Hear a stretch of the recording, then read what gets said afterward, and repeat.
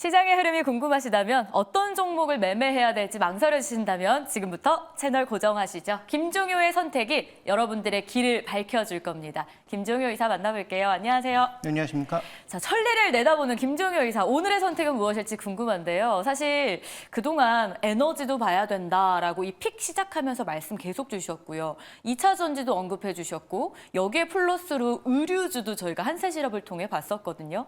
이게 지금 계속 잘 가주는 타이밍이 맞아 떨어지고 있습니다. 오늘의 선택 기대하시면서 저희 큰 그림부터 섹터 종목까지 오늘도 들어가 볼게요. 아시아 증시를 통해서 일단 시장 흐름부터 체크를 해봐야 될 것 같은데요. 월요일부터 22 통화정책회의를 주목하셔야 됩니다라고 언급을 계속 해드렸습니다. 실제로 피봇에 대한 기대감이 나오는 분위기 형성됐는데 전 개인적으로 투자 심리가 좀 좋아지는 듯한 분위기도 포착했는데 지수 자체에는 크게 영향을 못 미치는 것 같더라고요. 일단 뭐 캐나다부터 시작해서 네. 여러 국가들 그다음에 이제 덩치로 보면 가장 큰 빅3 중에 하나인 ECB가 금리를 내리기 시작했는데 일단 이번에 내린 것이 어느 정도 시그널을 주면서 미국과 뭔가 괴리를 벌린다? 그렇게 했으면 뭔가 변동성이 좀 있었을 것 같은데요. 근데 뭐 ECB도 이번에 결정은 했지만 추가 결정은 아무래도 미국 눈치를 볼 가능성이 네. 높아지고 있다라는 점. 그래서 지금 전체적으로 보면 환율이 그렇게 크게 움직이지 않고 있어요. 지금 엔달러도 다시 155엔대로 내려왔고 달러 인덱스도 그 자리 있고 오히려 유로화는 조금 강세로 갔고 금리도 조금 올라가는 그런 모습을 보이면서 환율이 안정된 모습을 나타내고 있는데 상대적으로 아시아 증시는 최근에 미국의 분위기를 받아들이고 있는 증시는 유일하게 대만밖에 대만, 없다. 네. 그래서 대만은 다시 이제 신고가 형태로 가고 있고 오늘은 뭐 보합권입니다만 어제 이제 미국 시장의 긍정적 분위기를 빠르게 반영했고요.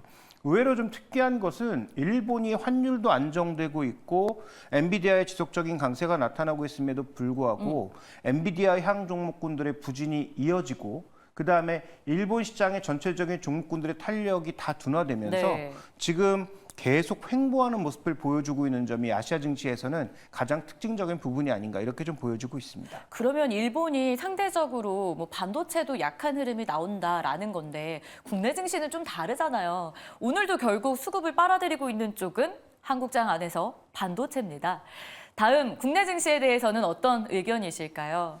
반도체가 이끌고 밸류업이 받치고 반도체는 사실 연속성에 대한 기대감이 상당히 많은 상황인데 밸류업은 좀 이야기가 다르기도 해요. 특히 오늘 금융주들 강세인데 연속성 있게 갈 것으로 보세요? 네, 저도 뭐 연초부터 밸류업 관련돼서는 뭐 장기적인 프로젝트다. 이거는 뭐 트렌드로 보면 계속 가는 거다라고 말씀은 드렸지만 네. 금융주에 대해서는 계속 뭐 PF와 관련된 그런 부담감이 있기 때문에 상대적으로 대형주 쪽으로만 관심을 좀 집중해 보자. 그다음에 신고가를 만들면 좀 의미가 있다라고 말씀을 드렸는데 어쨌든 외국인들이 올해 거의 뭐 17조 가량 들어왔는데 사고 있는 종목은 뭐 많지만 큰 틀에서 보면 반도체 아니면 밸류업 두 가지를 계속 사고 있단 말이죠. 네. 그래서 이렇게 외국인들이 들어오는 날은 어쨌든 두 가지가 동시에 강세를 보여주고 있고 그다음에 여러 번 언급드렸다시피 여기에 이제 하반기 핵심 포인트는 연기금과 우정사업본부가 어떤 형태로 들어올 것인가가 관건인데 이미 다 밝혀져 있잖아요. ETF 형태로 하반기부터 비중을 좀 늘릴 것으로 예상되고 있는 만큼 이쪽에 대해서는 뭐 반도체는 당연히 주도주인 거고 밸류업 관련된 금융주 쪽의 대형주들은 제가 보기엔 조정 시에 어느 정도의 조정이 나온다면 매수를 해도 괜찮지 않나? 그래서 외국인들 지금 들어오는 매수는 결국 하반기에 이런 ETF 물량이 들어오면 네. 거기다 던지고 나가지 않을까? 이런 생각이 들고 있거든요. 그래서 뭐 큰 수익률은 기대할 수 없지만 배당 관련 기대감이 여전히 남아있고 그다음에 또 쉽게 지수가 크게 꺾이지 않는 이상 밀리지 않을 거라는 그런 기대감이 존재하고 있는 만큼 두 가지 모두 저는 관심이 필요하다고 보고 있습니다. 오늘 장에서 끌고 가고 받치고 가는 이 두 섹터 연속성 있게 갈 가능성 저희도 체크해 보도록 하겠습니다. 자, 그렇다면 이 안에서 저희가 오늘 주목해야 되는 힌트가 나올 수 있을까요? 천리를 보고는 김종효 이사의 오늘 선택 바로 공개하겠습니다. 반도체 안에서도 대장입니다. 삼성전자. 이 종목 오늘 보신다고 해서 사실 저 되게 기대했거든요. 저도 수익률 측면에서는 이 시장을 잘 대응하지는 못하는 것 같아요. 빠른 대응이 어려운 저에게 이 종목 매매의 기회가 될 수 있을지 많은 분들이 공감하실 것 같은데 포인트가 되게 재밌었어요. HBM 안 돼도 아쉽지 않다. 그러니까 시장이 자꾸 엔비디아하고 HBM에만 집중하니까 네. 그게 뭐 나쁘다 아니면 뭐 주도주가 아니다 이런 얘기를 드리는 게 아니고 당연히 주도주고 메인이죠. 근데 지금 반도체가 좋아지고 있는 건 그것 때문만이 아니라니까요. 다른 것도 다 좋아지고 있는데 너무 앞단의 포장이 강하다 보니까 그 포장에만 뭔가 휩쓸려 가고 있는 것 같아서 그렇지 않다. 우리가 다른 부분들도 좀 살펴봐야 된다라는 얘기를 과거에도 드렸지만 다시 한번 강조드리고 싶은 부분이 있고 또 최근에 이 CEO의 행보도 조금 눈여겨봐야 되지 않겠느냐. 좀 이런 부분들을 보고 있습니다. 삼성전자 사실 그동안 언급해 주실 때 삼성전자 없이는 HBM의 확장도 가능하지 않다라는 이야기를 많이 주셨는데 그래서 HBM도 잘 될 수밖에 없는 상황이지만 그게 안 돼도 괜찮다라고 했기 때문에 그럼 삼성전자를 이끌어줄 모멘텀들은 도대체 무엇이 있는 건지 하나씩 봐야 되겠죠. 첫 번째 체크포인트 열어보겠습니다. 제일 먼저 눈여겨보시는 건요. 레거시 쪽이었어요. 최근에 증권가에서도 레거시 회복이 앞으로 더 가파라질 것이다 라면서 목표 주가를 상향하더라고요. 네, 이거는 1분기 실적 발표되기 전부터 리포트 나오기 전부터 제가 뭐 이 방송뿐만 아니라 여러 방송에 나와서 계속 얘기했던 네. 부분인데요. 실제로 삼성전자의 실적이 대박 나고 있는 건 HBM과 전혀 상관없는 레거시 쪽이다라는 걸 말씀드리고 싶은 건데 자 그러면 더 재밌는 걸 보여드릴까요? 자 지금 HBM과 관련된 논란 때문에 뭐 마이크론이 언제 한다, 삼성전자 언제 한다 뭐 이런 논란들이 벌어지고 있습니다만 의외로 신고가는 다른 곳에서도 터지고 있다라는 부분이죠. 준비된 그림으로 좀 확인을 해볼까요? 자 마이크론이 결국은 들어오면서 마이크론도 미국 시장에 엮여 있는 하나의 종목으로서 대박이 나고 있잖아요. 근데 마이크론과 비슷한 수준으로 거의 90%가량 올라가고 있는 종목이 뭐냐? 바로 웨스턴 디지털이라는 거죠. 자, 웨스턴 디지털 뭐 하는 기업입니까? 과거에 우리가 90년대, 2000년대 초반에 컴퓨터 조립하던 시절에 네. 하드 만들던 기업이에요. 지금 뭐 만들고 있죠? 전 세계에서 한 3, 4위권의 그 SSD를 만드는 기업입니다. 그래서 메모리 만드는 기업이에요. 메모리 만드는 기업의 상승률이 마이크론과 비슷합니다. 즉 기업용 SSD 같은 것들이 지금 폭발하고 있다는 것을 주가가 설명해 주고 있는 거예요. 미국 시장에 있는 종목이니까 이만큼 오르지 않았겠느냐라고도 우리가 설명해 볼 수 있겠지만 네. 어쨌든 중요한 것은 지금 레거시가 얼마나 터지고 있는지를 웨스턴 디지털로 확인해 볼 수 있는 거죠. 즉 HBM이 뭐 터지면 당연히 더 좋은 건데 HBM도 뭐 당연히 될 거라고 생각해서 삼성전자 전혀 걱정도 하고 있지 않지만 그게 좀 늦어진다고 하더라도 실적이 나빠질까? 전혀 그렇지 않다라는 거죠.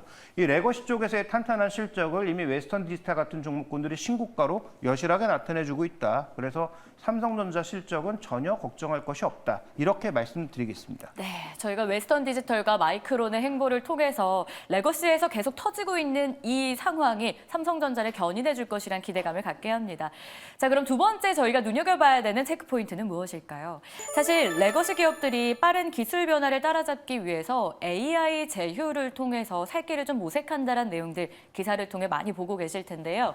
하반기에 신제품을 통해서 저희가 레거시 기업들의 투자 포인트를 좀 잡아볼 수 있는 건가요? 네, 일단 뭐 반도체 쪽에서 HBM과 그다음에 GPU 이런 쪽만 계속 강조가 되고 있습니다만 그거 비싸고요. 네. 그다음에 이 가격으로 계속 유지되면 제가 보기엔 AI는 시간이 더 걸릴 거고요. 그래서 신규 업체가 빨리 들어오길 바라는데 그게 이루어지지 않고 있으니까 오히려 AI는 기대감은 높지만 실제로 그렇게 될까라고 하는 어떤 두려움.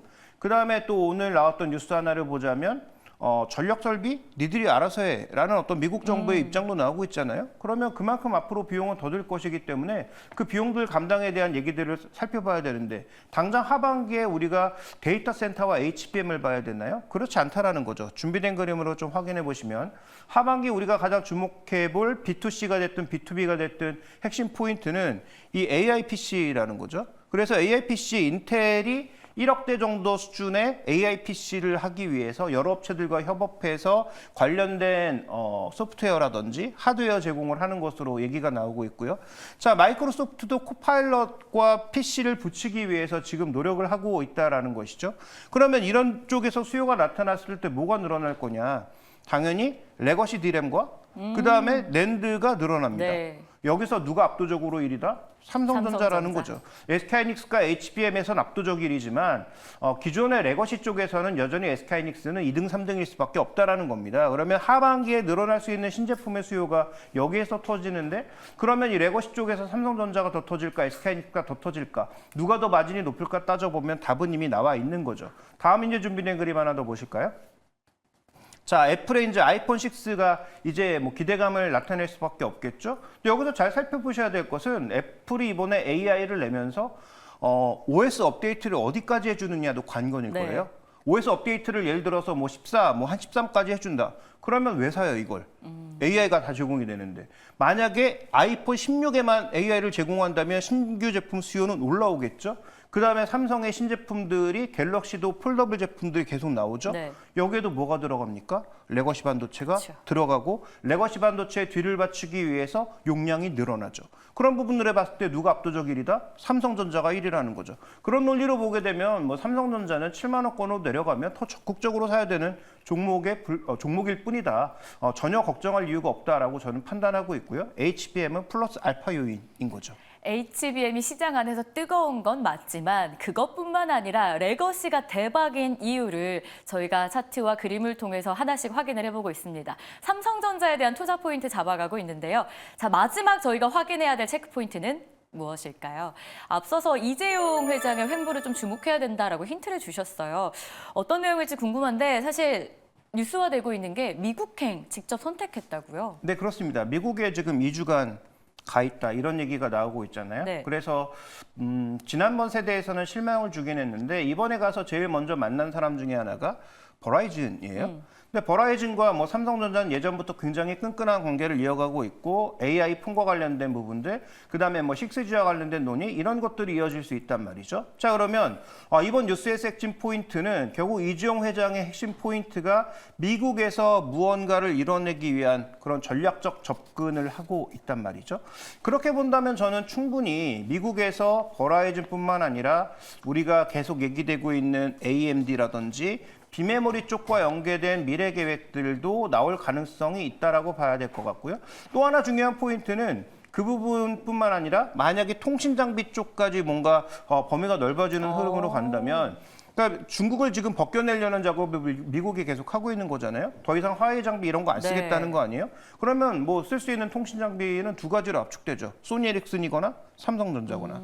그래서 그런 부분들까지 살펴봤을 때 2주간의 미국에서 어떤 이슈들을 가져오는지도 삼성전자의 밸류를 높이기 위한 하나의 뉴스가 될 수 있어서 앞으로 이 뉴스의 결과물들을 잘 살펴보실 필요가 있겠다. 이렇게 보고 있습니다. 자, 그러면 이걸 토대로 봤을 때 삼성전자 매수해보고 싶다라는 생각 드시는 시청자분들도 있을 거거든요. 지금 자리에서 편이 괜찮을까요? 네, 뭐 저는 지금 자리도 괜찮고 내려가면 더 좋고 네. 라고 보고 있습니다. 그래서 뭐 삼성전자가 지금 다른 종목 대비해서 잘 못 움직이니까 아쉬워하시는 분들 많을 텐데 뭐 삼성전자만한 대형 기업이 뭐 하루에 10% 올라가고 이러지 않잖아요. 그쵸. 그러니까 결국은 뭐 배당도 일정 부분 계속 줄 것으로 보이고, 그 다음에 말씀드렸던 여러 가지 모멘텀이 붙고 있으니까 HBM이 붙으면 플러스 알파가 생기는 거고요. HBM이 없어도 하반기에 실적이 나빠질 이유가 별로 없다라는 거죠. 그렇다면 저는 지금 PBR 2배, 하이닉스는 HBM의 기대감을 반영하면서 PBR 2.5배까지 이미 맞아요. 슈팅을 했어요. 그러면 이 종목이 PBR 2배가 비싸 보이나요? 전혀 안 비싸 보이거든요. 거기에 만약에 비메모리 모멘텀까지 붙는다면 더 올릴 수도 네. 있겠죠. 그래서 저는 뭐 PBR 2배까지는 여유 있게 가져가면서 지금 사셔도 되고 조정받으면 더 사셔도 된다. 이렇게 보고 있습니다. 일단 오늘 구간 자체가 상승분들 좀 반납하고 보합해서 거래되는 삼성전자예요. 지금 매수 기회 될 수 있다는 포인트 체크하면서 목표가 11만 원, PBR 2배 수준 기억해 보도록 하겠습니다. 삼성전자가 갈 수밖에 없는 이유 오늘 알아봤고요. 김종효 이사와 여기서 인사 나눌게요. 고맙습니다.